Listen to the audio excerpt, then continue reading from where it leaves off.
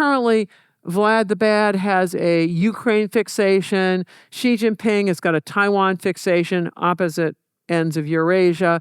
Xi Jinping is also causing India problems and doing South China Sea Island building, but they're on opposite ends of their two empires. So far, nothing aligns with these two. And even in a world war, their primary theaters probably would not align the same way that the Axis primary theaters did not align, and they might well disperse their resources in different directions. But the problem was we have a lot of people with nuclear weapons now. You really don't want to do the hot war. So if the West and others manage things correctly, I've given you a huge historical legacy of fraught relations. Play your cards appropriately, and these two will take care of each other. And the rest of us can, if we do it right, don't launch trade wars on each other, but rather try to maximize our prosperity so that we get stronger and stronger while they're busy in these wealth-destroying wars. And Putin is just blowing through all of his assets in Ukraine to no purpose. That's how we fought and won the last Cold War. Putin, he's trying to do empire in the age of nationalism. Well, it's a non-starter, and he's dumping all of his ordnance on Ukraine, leaving Siberia wide open, and Xi Jinping has moved right in, even before the Ukraine war. That's this Belt Road Initiative is peeling away the former Russian sphere of influence in Central Asia, and Putin is doing this hot war gambit when Russia's weak and China is strong, making it particularly damaging. And you go, well, why would it matter? Well, Siberia has precisely the resources that China now needs and covets and wants to have them contiguous so other people can't mess with them. And in particularly, they want water because they've blown through their water table in North China. And Lake Baikal has over 20% of the world's surface fresh water. So if you want a quick fix, it's the best one. And China is known for big water projects. They've been damming the Mekong and the Yangtze. They've done massive water projects. So that may be in Russia's future, who knows?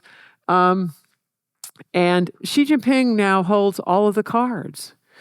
China has 9 times the population, 9 times the GNP of Russia, and their per capita GNPs are converging. Not good news for Putin. So I think the question isn't whether this bromance is going to last forever, but rather when it's going to end. When is Xi Jinping going to decide he's got the right amount of leverage to get whatever it is he wants? And I think what's going on now illustrates the perils of getting your primary adversary wrong. Nicholas II fought a recreational war against Japan, the Russo-Japanese War of 1904-1905. He is pouring resources into really an irrelevant theater in those days.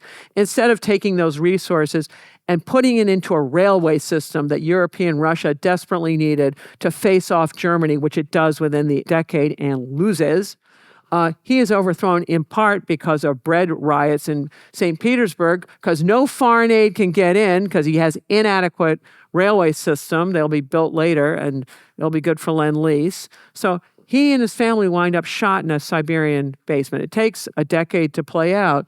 So I don't know how it's going to go for Vladimir Putin on all of this. If we play our cards right, maybe he'll go away and is lonesome. We have to wait a long time.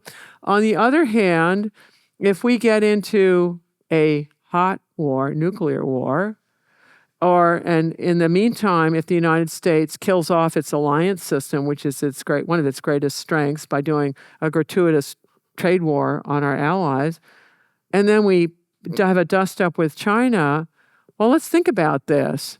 Japan tried this go it alone, my way or the highway strategy with China back in World War II, right? When China was a failed state, and it wrecked Japan. China now has a population that's a multiple of ours, an industrial base that's a multiple of ours. Why on earth would you ever want to take on them alone? So I'm going to quote Pericles, who was the leader of Athens at its height when it was building all these ancient ruins that weren't ruins when they were being built. Right? They're gone. And he this warning came on the eve of a succession of Athenian blunders, and ancient Athens never recovered. I am more afraid of our own blunders than of the enemy's devices. Our leaders truly need to ponder this before they wreck all of us, themselves included. If you enjoyed this clip, you can watch the full episode here and subscribe for more clips. Thanks.